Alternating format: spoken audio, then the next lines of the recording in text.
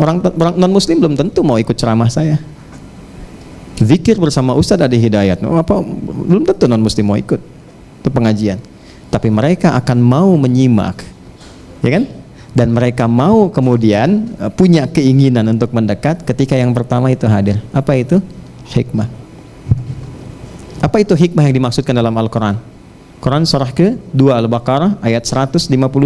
Hikmah itu kesesuaian, konsistensi antara ucapan, keyakinan dengan perilaku. Maka mereka akan melihat perilaku kita.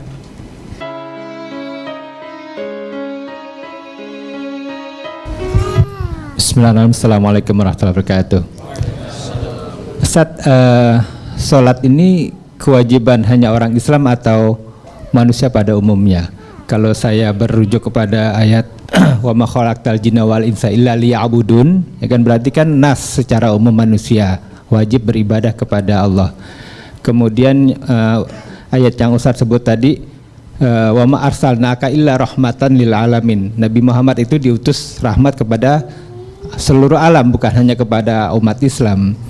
Termasuk mungkin Al-Quran ini yang dibawa sebagai mukjizat Nabi Muhammad juga bukan hanya untuk orang Islam begitu Ustaz ya, artinya kepada manusia pada umumnya.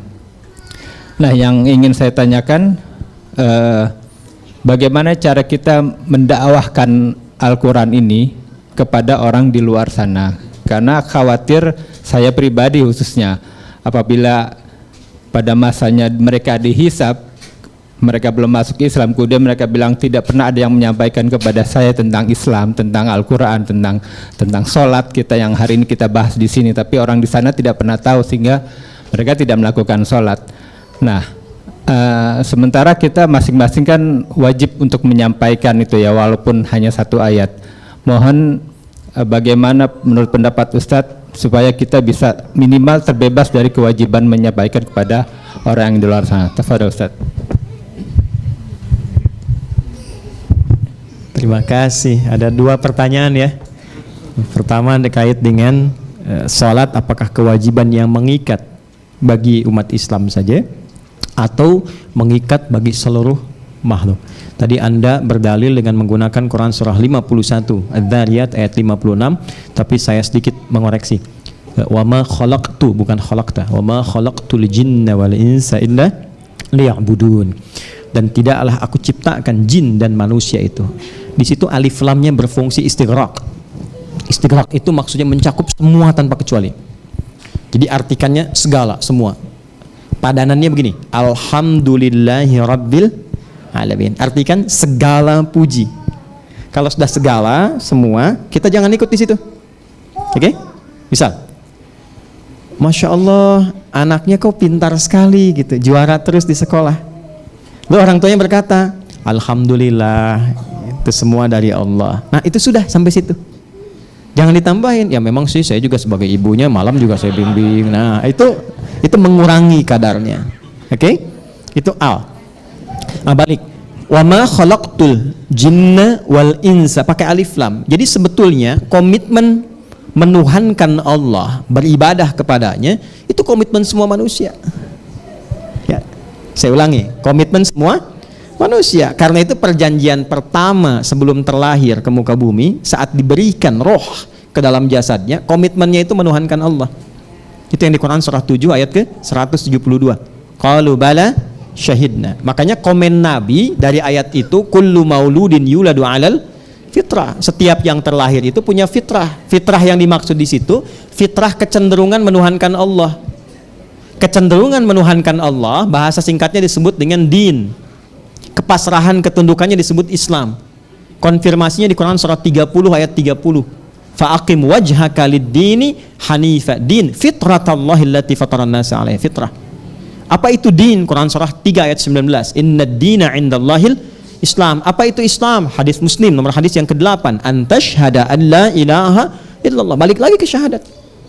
Jadi semua manusia itu pasti punya fitrah spiritual, mencari Tuhan dia. Cari Tuhan. Karena ada kewajiban ibadah.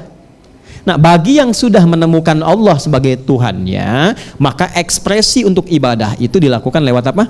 Sholat. Itu yang dimaksud Quran surah ke-20 ayat ke-14.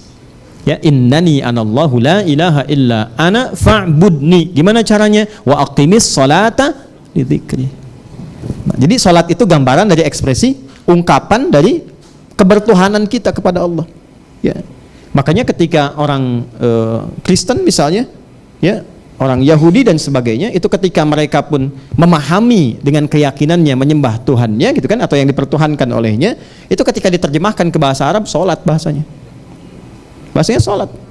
Ya, ketika diterjemahkan dalam bahasa Arab. Tapi kata Allah komennya apa? Liyuqarribu indana zulfa. Mereka mencari perantara supaya ingin menemukan aku. Maka disitulah tugas kita kemudian untuk menampakkan risalah keislaman supaya diketahui bahwa oh ini hidayah yang sesungguhnya. Nah, maka bagaimana caranya? Itu pertanyaan yang kedua.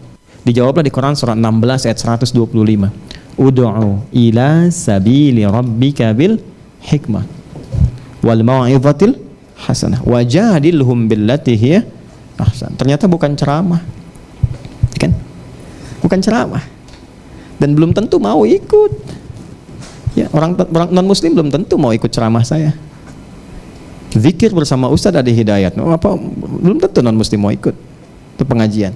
Tapi mereka akan mau menyimak. Ya kan?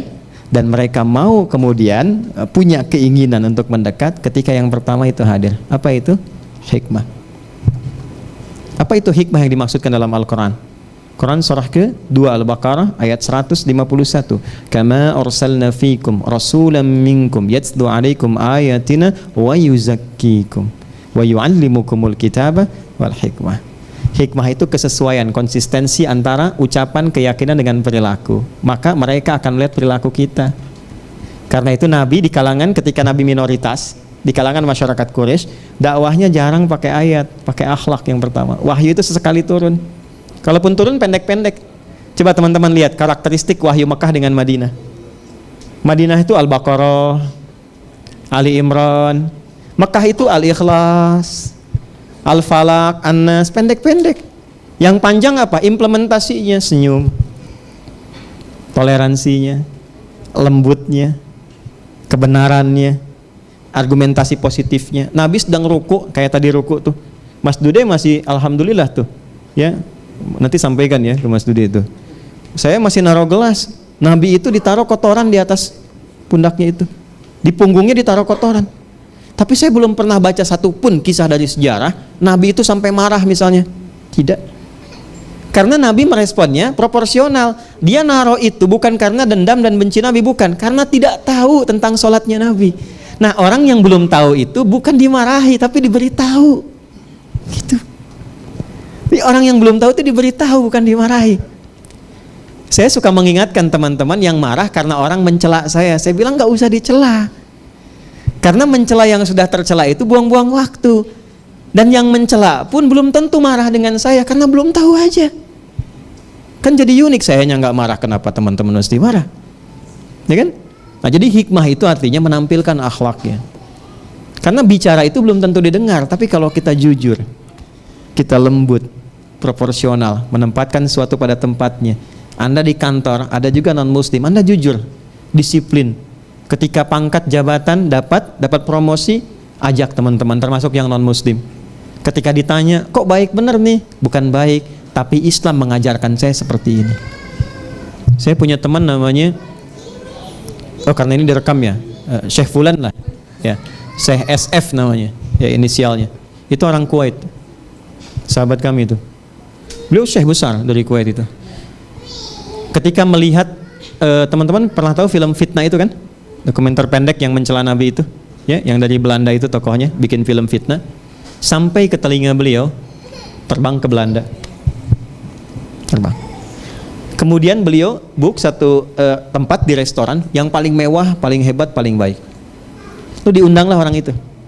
Itu nggak banyak bicara, pokoknya hanya ngundang makan.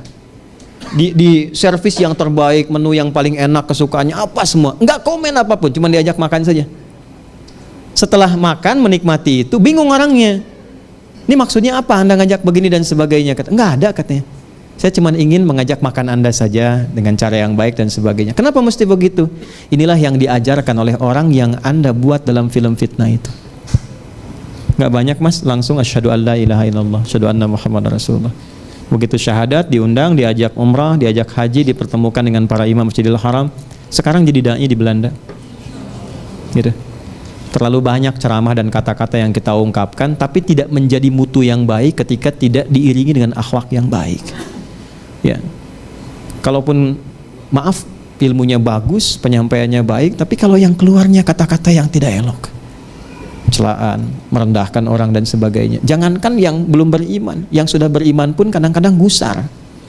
Ya, tapi bukan berarti mesti mencela juga, sama saja kalau kita juga mencela. Jadi pertama tampilkan akhlak, yang kedua doa. Doa kan paling murah.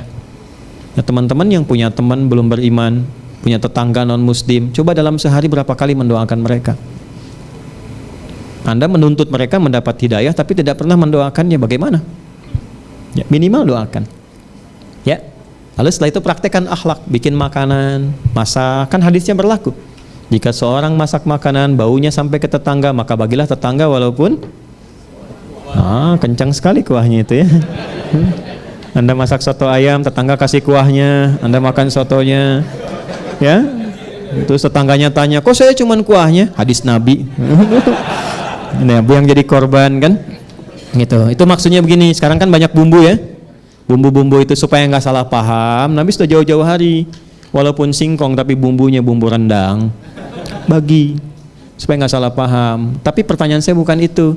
Nabi pernah nggak bilang gini, kalau tetangga Anda Muslim saja, cari demi Allah, cari sampai kiamat kurang 2 hari nggak akan ditemukan.